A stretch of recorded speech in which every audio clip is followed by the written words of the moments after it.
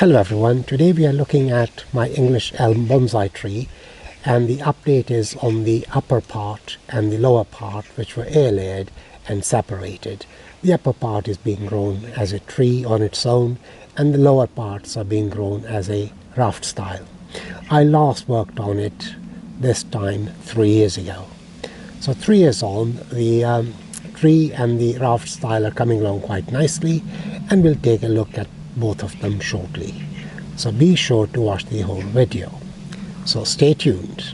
Hey, it's me, Iqbal Khan. If you have not yet subscribed to mikbonsai, then click the subscribe button and hit the bell icon to subscribe and receive notifications as I upload new videos. This is the front and the upper part of the air layered tree, and 3 years ago that's when it was done, and this is where I carved it exactly 3 years ago. And as you can see, it's starting to callus over. Be interesting to see what happens when it gets to the end. I suppose it'll probably sort of go inwards. And turning the tree, also some carving work was done at the top and all the way down to the side and along here. And all this weave was created, and then this bark was removed.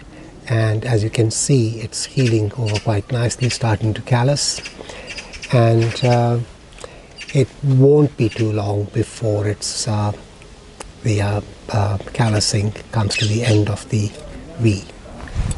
That is the top of the pot, and it's full of debris and weeds, so I'm going to start tidying it up and remove all these weeds and debris. These are all weeds, so I'll remove these, and also the debris, this dead leaves, not from this tree but from neighboring trees, and other few bits and pieces which trees drop.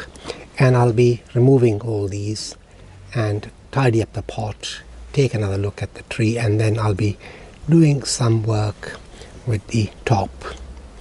And I'll carry on with this and we'll catch up shortly. I have cleaned the soil and freed it of debris and weeds. So the green that you see is a bit of moss, and I'll give it a quick turn so you can see that the pot has been thoroughly tidied up, and also the actual pot has been cleaned. And I've always maintained that the job is not done if the pot hasn't been cleaned. So that's turning the other way, and that's the front of the tree. We're now looking into the canopy of the tree, and branches which are crossing or fighting with each other I'm going to remove. And in this instance it is this branch here that I'm going to remove, as I want this to develop a little bit more up here. So this will be removed to make room for the other one. And here we go. That's it, that's out. I'll go back in and clean it up a bit more, make a flush cut. Looks a bit better here, whereas before they were too close and just too much going on. And it's also not good for the branches lower down, as the sun doesn't get through. I've made a start working on the tree at the top, the canopy, reducing the removing the dead branches, and then also reducing the branches to create a much better canopy. So we are basically reducing that, and I'll just go around the tree and see what else needs to be done. Firstly, removing the dead branches. I'm going to start thinning out the foliage by pruning the leaves, and again using the directional pruning method so as not to do too much wiring, etc., to shape it. I'm continuing with the removal of the dead stumps and dead branches, and also shortening the branches. So I'm now going to remove this part of the branch up to about here. That's that one. And this lower one will go back to about there.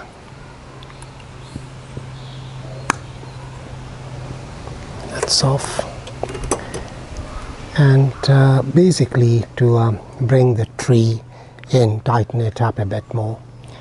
The branches are a bit too long, and I like to do the work slowly, take it easy, and that way gives me a chance to revisit the tree from time to time and do additional work that is necessary. I'm working to create a look where the lower branches, such as this one here, are longer than the upper branches, and gradually work my way up.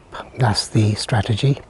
So I'm going to reduce this first to here, then take a look. Now it's virtually same sort of length, so reduce it back a bit more to about there.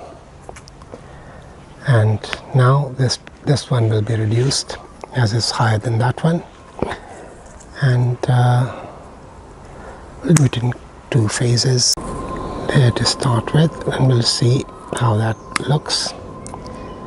And this branch here will reduce it to about there, and it makes a very big difference, although it's a few inches long, but as we work towards the apex, the tree is being gradually pulled in, and it'll make a denser canopy, and I can see it's already coming along quite nicely. This branch here, where my hand is the just above this branch here. So I'm going to shorten the top one again to create that layered effect. So we will take this back to where there's a few leaves coming off of it. So we'll take it back to about there. And now that really opens up the lower branch. And again, the one which is doubling back, we'll remove that part there, and also leaf prune it, so that give it a little bit more of a directional prune. Stand back and take a look. A little bit better. Now these are other bits which are sticking out. So that's the only way to stand back, have a look. This bit is sticking out, so I'm going to reduce that to about there and have another look. And also prune some of this thick foliage.